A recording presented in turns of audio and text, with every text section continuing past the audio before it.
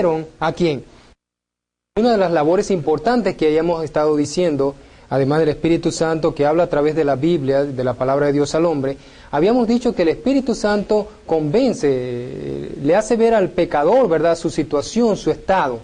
Pero también habíamos dicho que el Espíritu Santo interviene en el nuevo nacimiento, espiritual de la persona.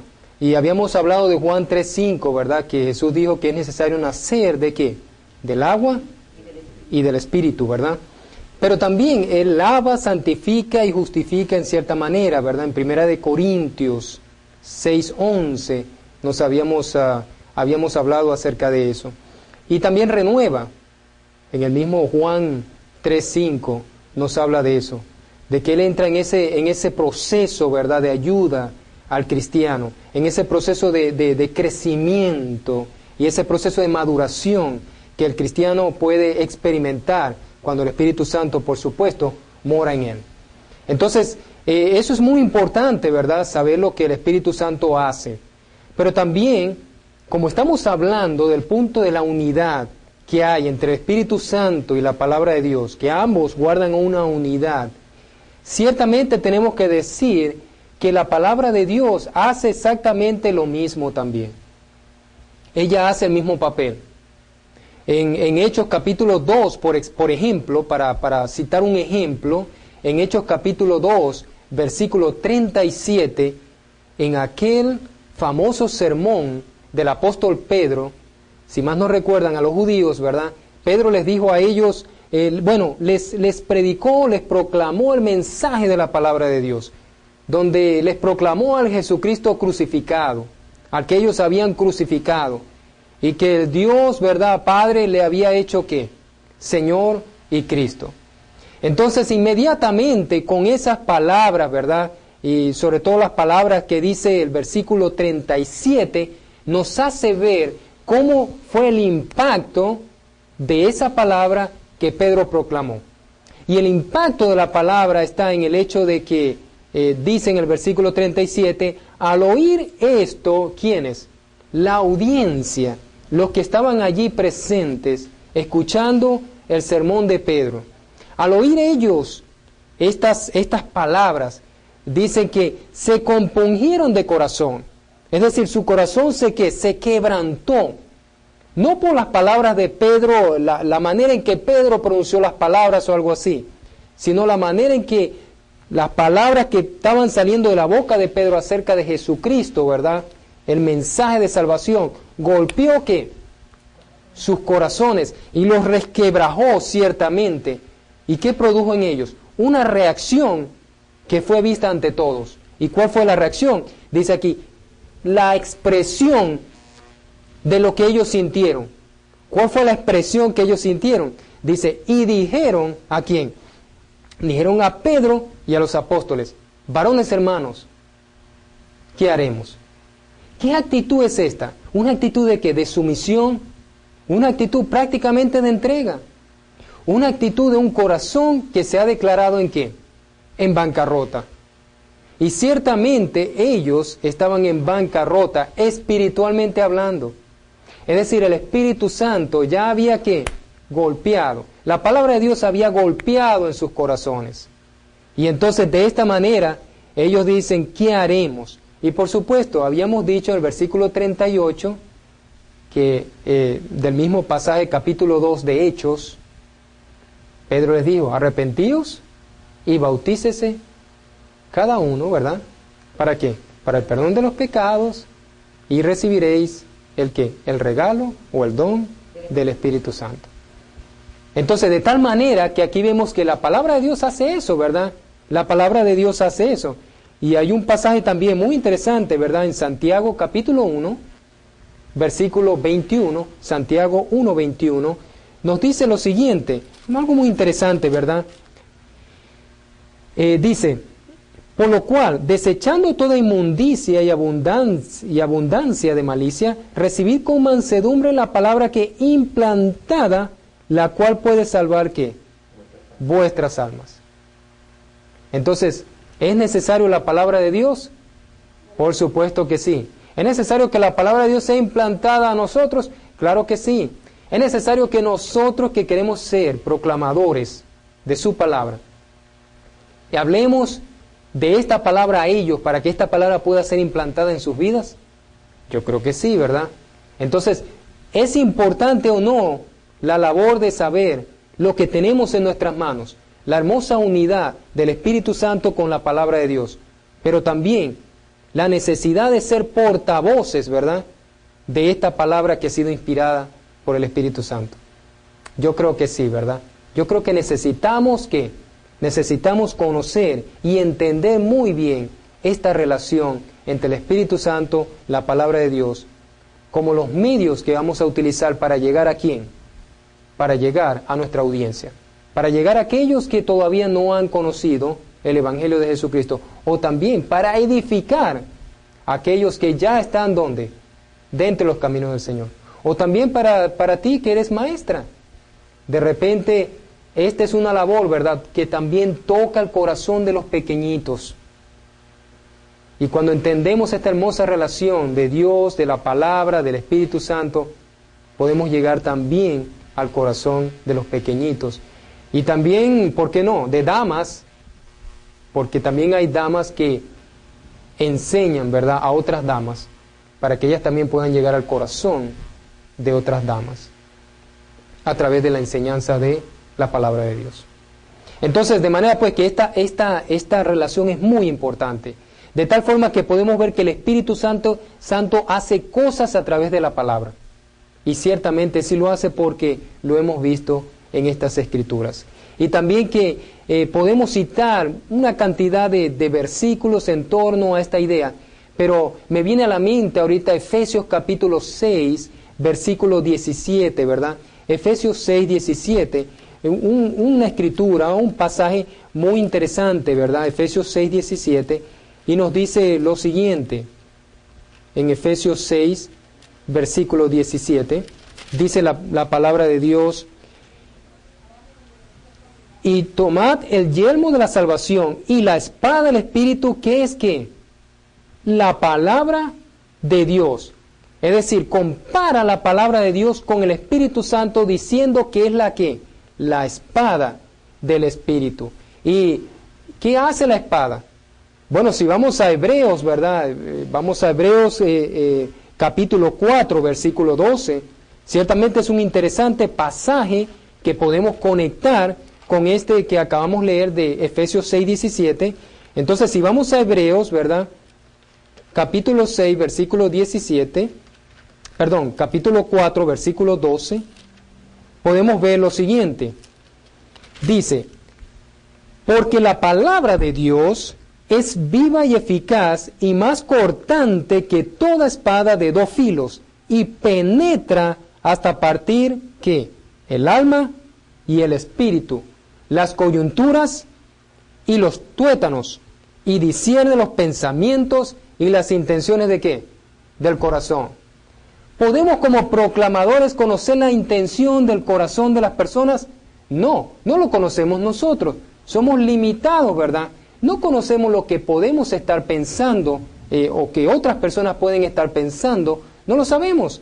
Pero la palabra de Dios, el Espíritu Santo de Dios, hace su trabajo en la vida de esas personas. Entonces, la carta a los Hebreos nos describe que esa palabra de Dios, que es como una espada, ¿verdad?, es capaz de penetrar aún hasta lo más íntimo de ¿qué? De la vida de cada persona. Yo no sé qué hay en la vida de las personas a las cuales han estado presentes cuando yo he predicado.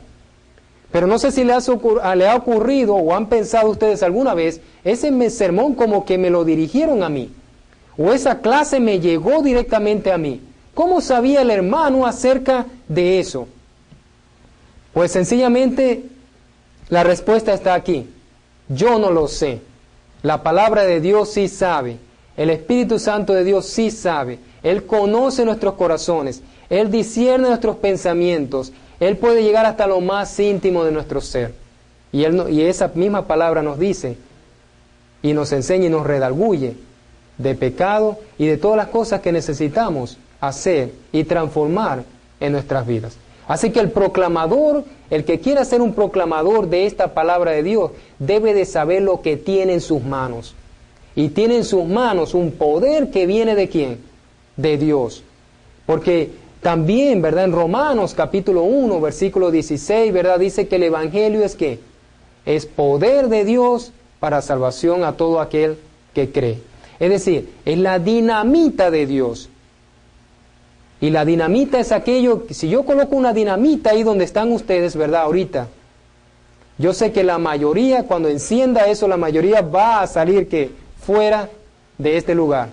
¿Por qué? Porque conocemos que el poder que hay en una dinamita y sabemos que una vez que sea detonada, las cosas no van a ser jamás como fueron antes.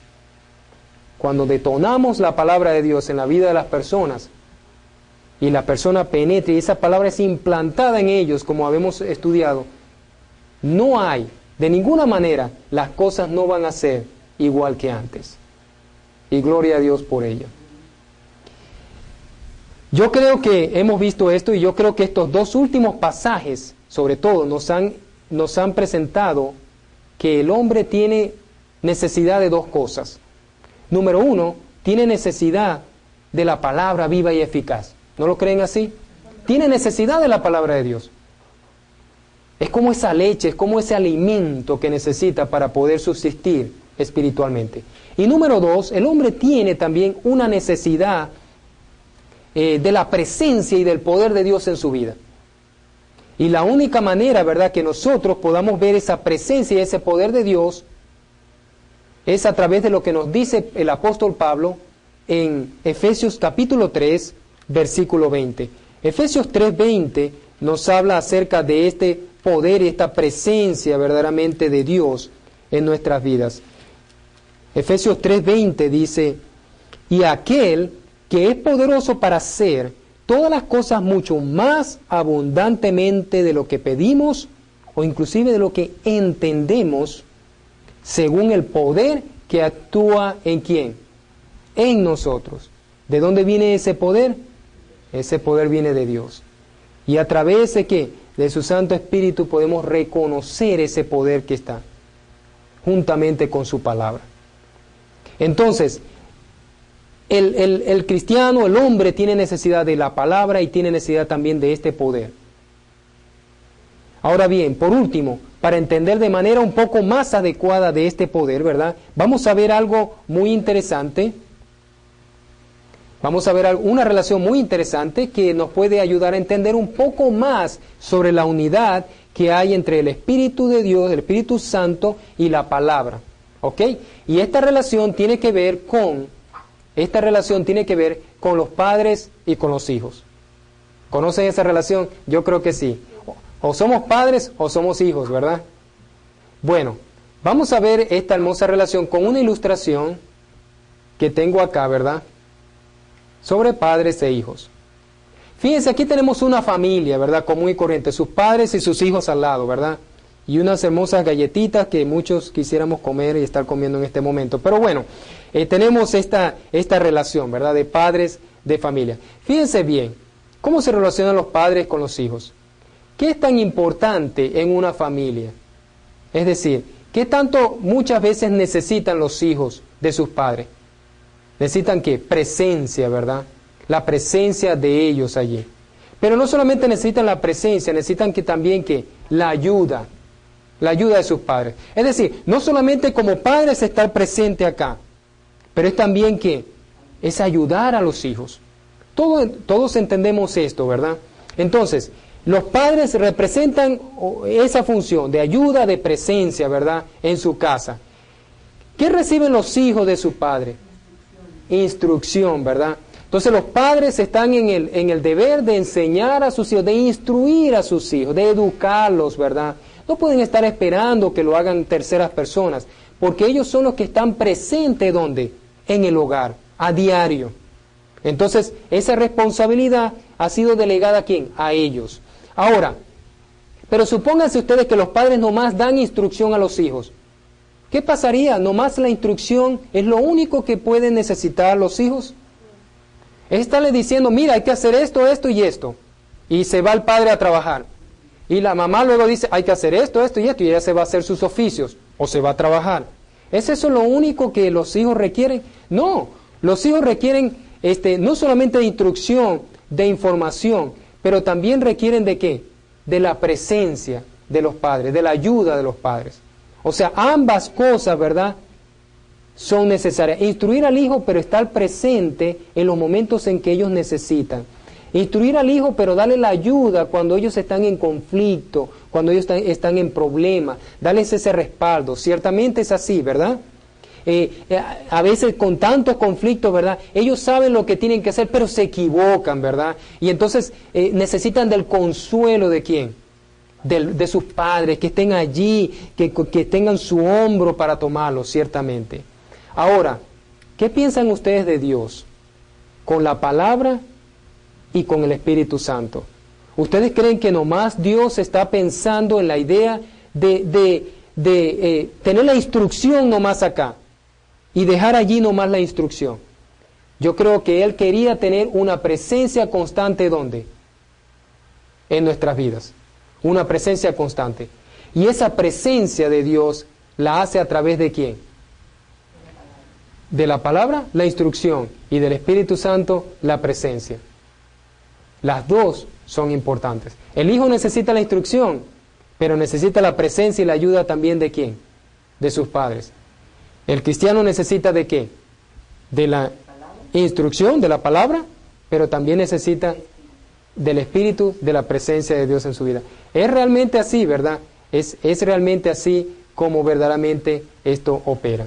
Ahora bien, siguiendo el punto sobre la unidad del Espíritu, ¿verdad? Con la palabra de Dios, ¿verdad?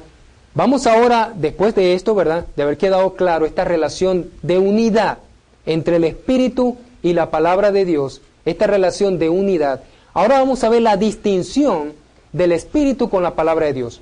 ¿En qué áreas verdaderamente, en qué áreas se distingue el Espíritu de la palabra de Dios? Ok, esto es importante saberlo, ¿verdad? Porque hay algunas distinciones donde parece y vemos que el Espíritu actúa separadamente. ¿Ok? Y ya vamos a ver. Para aclarar bien estas diferencias, ¿verdad? Existen dos términos importantes que necesitamos ver. Dos términos importantes que necesitamos ver. Y esos términos son la revelación y la providencia. Revelación y providencia. Bueno, ¿qué podemos decir de la revelación? La revelación puede ser solamente obtenida. Oigan bien, es importante esto, ¿verdad? La revelación solo puede ser obtenida por medio de la palabra de Dios, por medio de la Biblia. No hay otra cosa más revelada, ¿verdad?, que no esté contenida ¿en qué? En las Escrituras, en la palabra de Dios, en la Biblia. No hay otra cosa afuera. Todo está acá. Acuérdense del pasaje de Timoteo que les dije, que toda escritura es inspirada, útil para enseñar, para redarguir, para corregir, para instruir al hombre a fin de prepararlo, de colocarlo maduro, preparado para toda buena obra. Entonces la palabra de Dios puede hacer esa función. Entonces, no necesitamos otra cosa que la escritura, en términos de revelación. Ahora, la providencia de Dios o del Espíritu Santo, ¿verdad?, puede ocurrir dentro de la influencia de esta palabra. Y ya les explico, ¿verdad? Ya les explico. Es decir, en la revelación Dios se comunica al hombre. En la revelación Dios se comunica ¿a quién? Al hombre. ¿A través de qué? De mandamientos, los mandamientos que conocemos, ¿verdad? ¿A través de qué otra cosa? A través del conocimiento de la palabra de Dios. Algunos quieren conocer más sobre lo que es el matrimonio ante los ojos de Dios. Va a la palabra de Dios y consigue el conocimiento verdaderamente de lo que Dios piensa sobre el matrimonio. Pero también hay hechos, hay instrucciones, hay ejemplos que podemos aprender de la palabra misma. Pero hoy en día esta revelación solo puede venir al hombre por medio de la palabra de Dios. Vuelvo y repito y enfatizo esa parte. Nadie, absolutamente nadie en la presente era ha recibido otra revelación, oigan bien, en esta presente era, otra revelación que no sea que la propia palabra de Dios. Si es que alguien está recibiendo una revelación por allí, yo lo dudo. Ya la palabra de Dios es suficiente ¿para qué? Para prepararnos. Entonces, en términos de revelación, la palabra de Dios es suficiente para ello. ¿Ok? Entonces, la palabra de Dios escrita es todo lo que necesitamos. Ya lo habíamos visto en 2 de Timoteo 2:3, 2 de Timoteo capítulo 3, versículos 16 al 17, y 2 de Pedro 1:20 al 21. 2 de Pedro 1:20 al 21.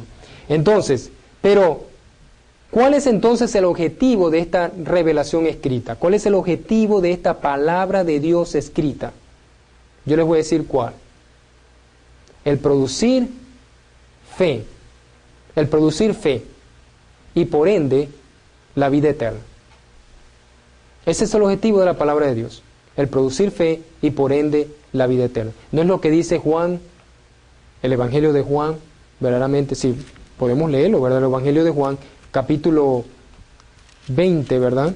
Versículos 30 al 31, dice la palabra de Dios. Hizo además Jesús muchas otras señales en presencia de sus discípulos, las cuales no están escritas, ¿dónde? En este libro. Pues muchas cosas hizo Jesús, ¿verdad? Pero estas se han escrito para que creáis que Jesús es ¿quién? El Cristo, para que creáis, tengáis fe, ¿verdad? Confianza en que Él es el Cristo, el Mesías, el ungido, el enviado de Dios, el Hijo de Dios.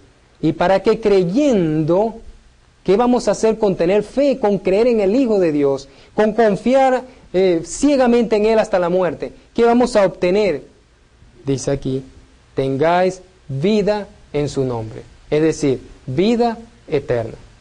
Entonces, de manera pues, ¿por qué es tan importante entonces la fe? Bueno, necesitamos tener fe y necesitamos porque ella nos va a llevar ¿a dónde? A la vida eterna. Pero ¿por qué es tan importante la fe? ¿Qué hay entre la relación entre el hombre y Dios a través de esto que se llama fe? ¿Por qué es tan importante para Dios ver en nosotros fe? Bueno, dice la Escritura, ¿verdad? Que sin fe es imposible, ¿qué? Agradar a Dios. Es decir, Dios se agrada de todos aquellos que confían en Él. Imagínense lo que Dios ha puesto en las manos de sus proclamadores. Algo que produce fe en la vida de las personas, pero no fe en Él como proclamador, sino fe en ¿quién?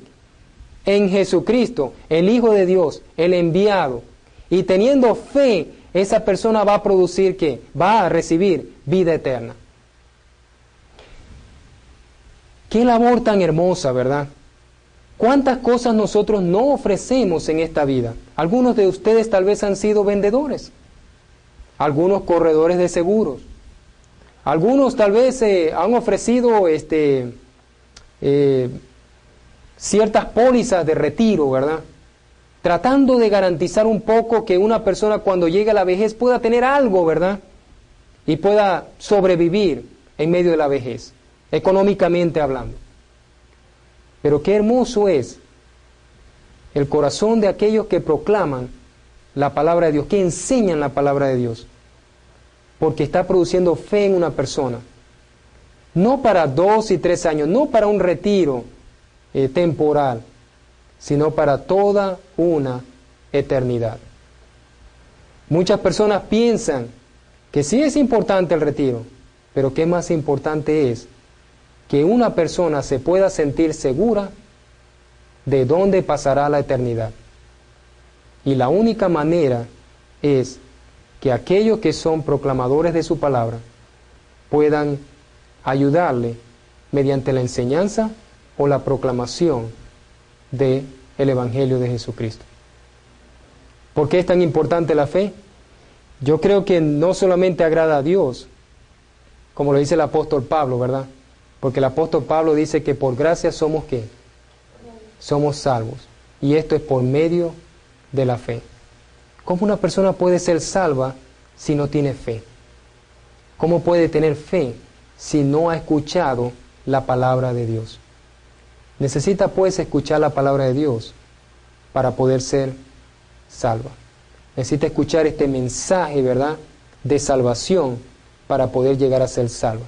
Pero necesitas de tu persona, de mi persona, ¿verdad? Para que proclamemos la palabra y puedan estas personas tener fe en Jesucristo y lograr esta vida eterna, lograr su vida garantizada por el resto de su vida, por toda la eternidad. Yo creo que este texto nos hace ver no solo que la salvación es algo que ganamos inmerecidamente, porque la fe dicen que no es algo que viene a nosotros, ¿verdad? Dios nos las trae por medio de la gracia. Dios nos ha traído esta palabra a nuestras vidas por su gracia, por su amor, por su misericordia. Y hemos tenido esta palabra de Dios. Entonces, yo creo que nosotros podemos pensar ahora y podemos ver que muchos niños en este mundo al llegar, pienso un poquito, ¿verdad? Ya para concluir en este punto, muchos niños en la Navidad, me hace recordar, ¿verdad? Ellos muchas veces no están pensando en que merecen o no merecen un regalo, pero siempre están pensando de que van a recibir un regalo en Navidad. Aún el niño más pobre, ¿verdad?, de este mundo, piensa que algo bueno le va a traer la Navidad. Los hombres que sabemos que hemos vivido vidas como las que hemos vivido, sabemos que Dios, a pesar de nuestras vidas, de lo pobre que hemos vivido nuestra vida, de lo pobre ante Él, Él siempre trae el regalo de salvación a nosotros. Que el Señor les bendiga y vamos a seguir hablando de esto en la próxima sección.